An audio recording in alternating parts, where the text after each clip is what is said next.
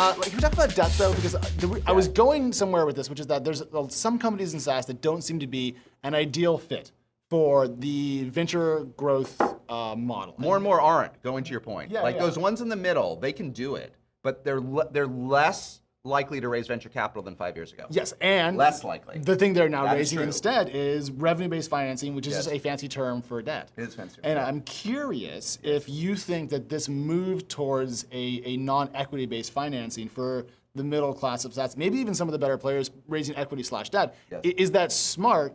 And if so, why did it take everyone so long to get to this idea of popularity? It is great, Okay. but only two things. It's not new. For fancy pants venture-backed startups, Silicon Valley Bank and their friends have been doing this since the 19th century. For a bajillion years. Okay. Yes. And there's lots of stories. Like one of my best investments, my third investment in a company called TalkDesk. They're in your 100 million ARR club. I've heard of it. You can go look in TechCrunch or Crunchbase, and you'll see it doesn't look like they did this round one year. You know why?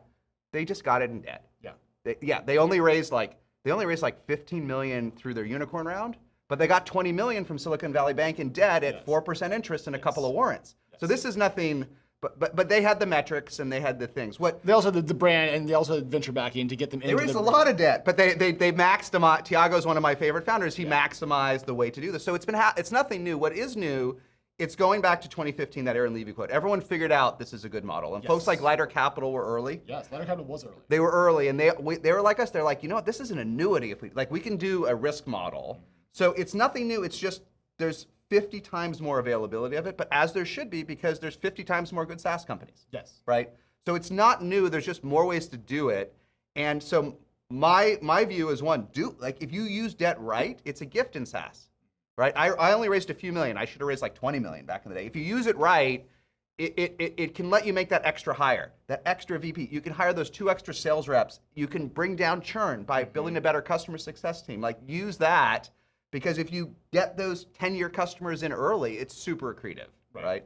The one thing I will say is I remember the one board I was on with John Doerr, he said one thing about debt, which has resonated with me ever since. Okay. It's especially true in SaaS companies. Raise it.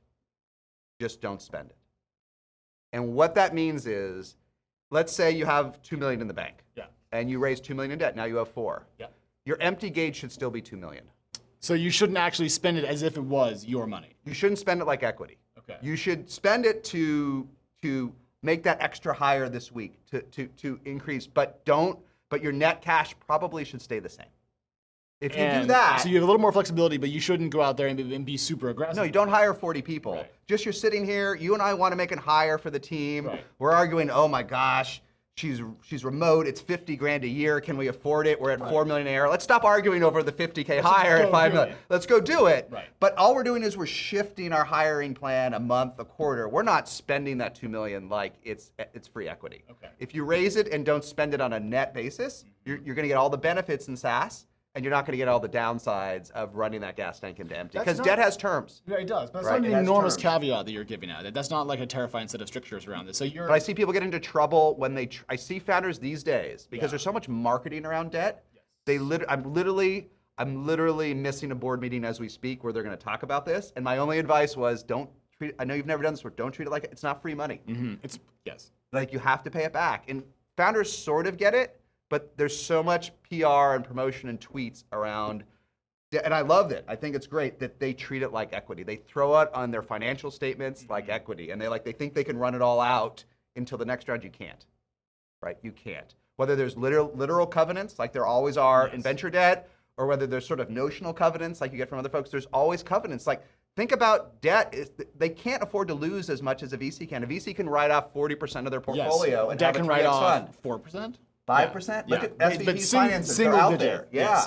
So it's a good deal, but it can't be a great deal, because otherwise everyone would go bankrupt providing this debt. Well, the difference that I can see between the venture debt that SVB has always done and the newer products is that they are almost more exotic to a degree. They're not just term loans with a flat interest rate. They have flexible revenue percentage rates and so forth. But that's not what's different. There's one thing that's disruptive that's different. SVB, their backstop is the VC firm. That's why all these folks are so disruptive, the Lighter, the Clearbanks, and others, because they'll take the risk without the VC. Silicon Valley Bank will go in and they'll say, who's on your cap table? Okay, Right. it's It's Andreessen, it's Sequoia. Sequoia. Now look, they'll still lose money on an Andreessen or Sequoia deal, but they'll look at the partner, they'll call them up and they'll say, what are the odds you're gonna write a bridge check? And so at least SVB knows the odds you're gonna write a bridge check. Right. Which keeps the company alive, And allows for more minimizes their repayment. risk. Now look, if they Right. run into the ground, if it's a D2C company that's not working, you can't do the impossible. So if it's a D2C company? But if it's a SaaS company and even a top first or second tier company says it's good enough, what's the risk?